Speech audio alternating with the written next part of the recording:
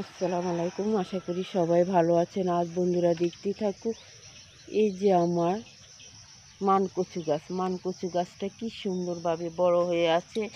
আর বন্ধুরা দেখতেই থাকুক, এই যে মানকচু গাছের এই যে গোড়াটা এই যে আমি দেখাচ্ছি, এই যে গোড়াটা এই যে এক হাতের সমান হয়েছে গোড়াটা। আর এখানে যে মানকচু গাছের অনেক চারা উঠে আছে। এই যে বন্ধুরা দেখতে থাকে, এই চারাগুলি আমি আলাদা আলাদাভাবে লাগানো হবে।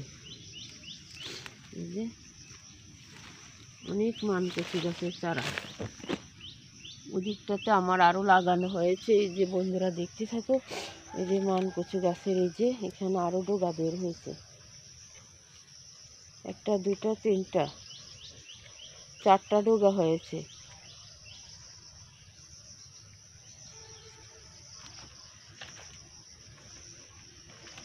একটা পাতাও কত বড় বড়।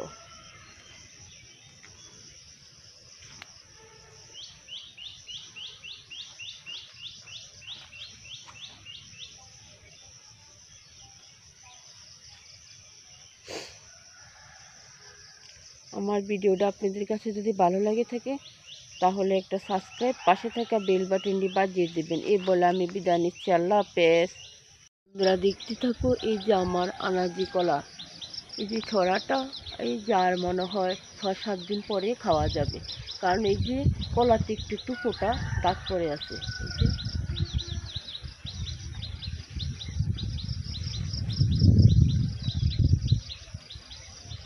আর এইখানটাতে বন্ধুরা দেখতে থাকো, এই যে অনেক কলার চারা বের হয়েছে।